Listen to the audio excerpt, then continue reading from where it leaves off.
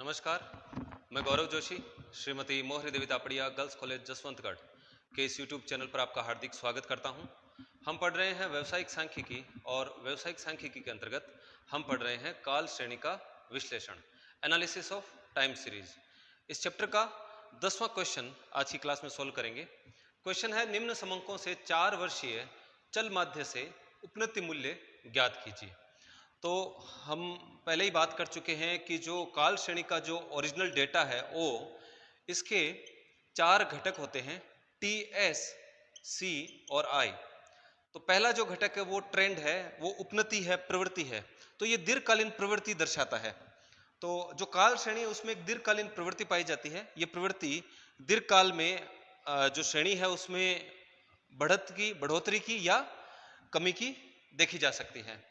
और उसके बाद 3 अल्पकालीन घटक पाए जाते हैं, जिनमें पहला है साइक्लिक सीजनल वेरिएशन, आर्तव विचरण, यानी कि आर्तव विचरण का काल श्रेणी पर प्रभाव पड़ता है। और आर्तव विचरण के कारण होते हैं मौसम में परिवर्तन, फैशन में परिवर्तन या रीति रिवाज में परिवर्तन हो जाता है, तो इसका प्रभाव काल श्रेणी पर पड़ता है और ये अल्पकाल के लिए ऐसा परिवर्तन होता है।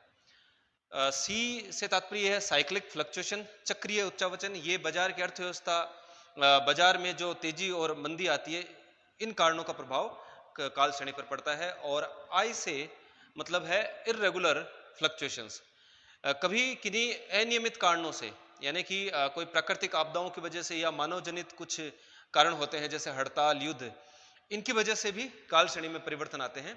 तो ये जो चारों घटक है ये काल श्रेणी का निर्माण करते हैं, काल श्रेणी पर प्रभाव डालते हैं। इनमें से हम जो ये पहला घटक है ट्रेंड, दीर्घकालीन प्रवृत्ति, उपनति की गणना हमको इस क्वेश्चन में करनी है। तो 2005 से लेकर 2012 तक के वर्ष दिए गए हैं और इनके इंडेक्स नंबर दिए गए हैं। तो हमको इनकी प्रवृत्ति देखनी है, ट्रेंड वैल्यूज, उपनति मूल्य ज्ञात करने हैं। कैलकुलेशन ऑफ ट्रेंड वैल्यूज, और जो फॉर्मूला, जो मेथड अपना रहे हैं वो अपना रहे हैं moving average method. Calculation of trend values by 4 yearly moving average. 4 वर्षों को आधार मानकर हम माध्य ज्ञात करेंगे।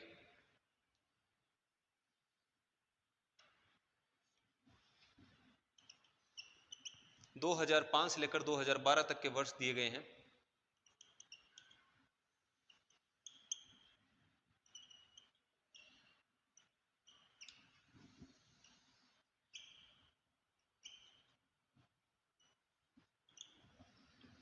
और इन वर्षों के जो सूचकांक हैं, जो इंडेक्स नंबर्स हैं, वो है 30.1, 45.4, 39.3, 41.4, 42.2, 46.4, 46.6 और 49.2। 4 वर्षों का मूविंग एवरेज ज्ञात करना है, चल माध्य ज्ञात करना है। तो पहले इसके लिए हम 4 वर्षों का मूविंग टोटल ज्ञात करेंगे, 4 ईयरली मूविंग टोटल। तो 4 वर्षों का टोटल करेंगे। तो पहले 4 वर्षों का टोटल है 30.1 प्लस 45.4 प्लस 30.1 प्लस 45.4 प्लस 39.3 और 41.4। इनका टोटल है 156.2। अब जितने वर्षों का हमने मूविंग टोटल किया है, उन वर्षों के बीच के वर्ष में इस टोटल को हम लिख देते हैं। लेकिन यहाँ पर ये जो चल माध्य ज्ञात करना है, ये सम संख्या के आधार पर, यानी 4 वर्षों के आधार पर ज्ञात करना है। तो इसलिए जो मध्य वर्ष है वो 2006 और 7 के मध्य होगा कहीं। तो इन चारों वर्षों का, पहले 4 वर्षों का जो टोटल है वो हम 156.2 ये लिखेंगे 2006 और 7 के बीच में। इन चारों वर्षों में से जो मध्य वर्ष होता है उसके बीच में लिखा जाता है। जब हम मूविंग टोटल करते हैं तो मूविंग टोटल को हम मध्य वर्ष के सामने रखते हैं। अगर विषम संख्या होती तो कोई प्रॉब्लम नहीं थी, लेकिन यहाँ पर सम संख्या है, 4 वर्ष है, इसलिए यहाँ पर 2006 और 7 के बीच में इसको लिखना पड़ेगा। अब पहले वर्ष को छोड़कर आगे के 4 वर्षों का टोटल किया जाएगा। 45.4 प्लस 39.3 प्लस 41.4 प्लस 42.2, इनका टोटल आता है 168.3 और इन चारों वर्षों के बीच का वर्ष है 2007-8 के बीच में 168.3। अब इसी प्रकार एक वर्ष को छोड़कर, इन 4 वर्षों में से एक वर्ष को छोड़कर इसके आगे के 4 वर्षों का टोटल किया जाएगा। 39.3 प्लस 41.4 प्लस 42.2 प्लस 46.4, इनका टोटल आ रहा है 169.3 और ये इन चारों वर्षों के बीच में 2008-9 के बीच में लिखा जाएगा 169.3। इन चारों में से एक वर्ष को छोड़कर आगे के 4 वर्षों का टोटल किया जाएगा। 41.4 प्लस 42.2 प्लस 46.4 प्लस 46.6, इनका टोटल आ रहा है 176.6 और इन चारों वर्षों के बीच में यानी 2009-10 के बीच में इसको 4 वर्षों के टोटल को लिखा जाएगा 176.6।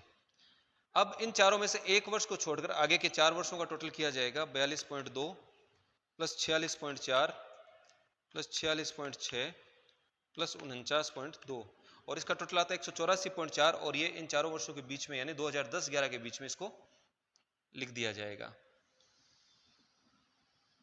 तो इस क्वेश्चन में सम संख्या के आधार पर यानी कि 4 वर्षों का चल माध्य से उपनति मूल्य ज्ञात करना है। तो लेकिन 4 वर्षों का जब हमने टोटल किया तो मध्य वर्ष में हम जो है इस टोटल को नहीं रख पाए, इसलिए इनका मध्य वर्ष ज्ञात करने के लिए हम अब इसको 8 वर्षों का टोटल इसके लिए ज्ञात करेंगे। 8 ईयरली मूविंग टोटल, क्योंकि हमको मध्य वर्ष ज्ञात करना है और जब हमने 4 वर्षों के आधार पर टोटल किया तो इनका मध्य वर्ष ज्ञात नहीं किया जा सका। अब ये जो 4 ईयरली 4 वर्षों के जो मूविंग टोटल है इनका हम टोटल कर लेंगे तो 8 वर्षों का 8 ईयरली मूविंग टोटल ज्ञात हो जाएगा। तो 156.2 प्लस 168.3 इन दोनों का टोटल करने पर आ रहा है 324.5 और इसको इन दोनों के बीच के वर्ष यानी कि 2007 के सामने लिख देंगे। 324.5 इसको 2007 के सामने लिख देंगे। अब पहले वर्ष को छोड़कर इन दोनों वर्षों का टोटल कर लिया जाएगा। 168.3 और 169.3 यार 337.6, ये 4 वर्षों का टोटल है और ये भी 4 वर्षों का टोटल है, तो इन दोनों का टोटल करने पर 8 वर्षों का मूविंग टोटल ज्ञात हो जाता है और इन दोनों के बीच का जो वर्ष है 2008 इसके सामने इनके टोटल को लिख देंगे 337.6। अब पहले इनमें से इसको एक को छोड़कर आगे के 2 वर्षों का टोटल करेंगे। 169.3 प्लस 176.6 इनका टोटल आ रहा है 345.9 और इसको 2009 वर्ष के सामने लिख देंगे। इसमें से एक को छोड़कर आगे के 2 वर्षों का टोटल करेंगे। 176.6 प्लस 184.4 और इसका टोटल आता है 361 जिसको हम लिख देंगे 2010 वर्ष के सामने।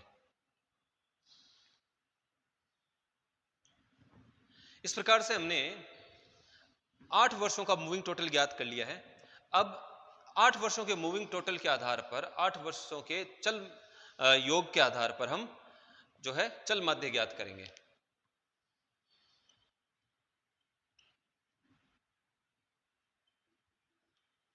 मूविंग एवरेज, और ये जो मूविंग एवरेज है ये मूविंग एवरेज ही ट्रेंड वैल्यूज कहलाएगी।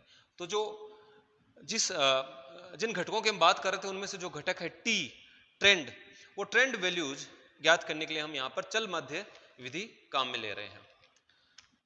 तो 8 वर्षों का जो मूविंग टोटल है 324 40.5, उसमें 8 का भाग लगाएंगे तो ट्रेंड वैल्यू आती है 40.56, या इसको हम 40.6 भी लिख सकते हैं।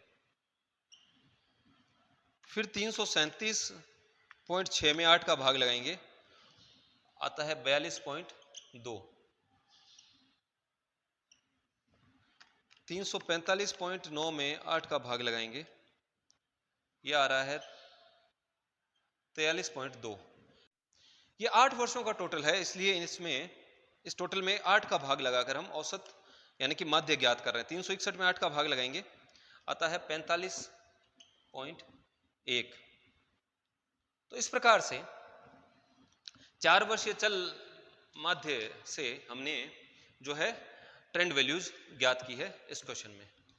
तो ट्रेंड वैल्यूज होगी 40.6, 42.2, 43.2 और 45.1। तो आज के लिए इतना ही। मैं आशा करता हूं कि इस क्लास में हमने जो क्वेश्चन सोल्व किया है वो आपको अच्छे से समझ में आया होगा। इस वीडियो को लाइक कीजिए, शेयर कीजिए, हमारे YouTube चैनल को सब्सक्राइब कीजिए। धन्यवाद।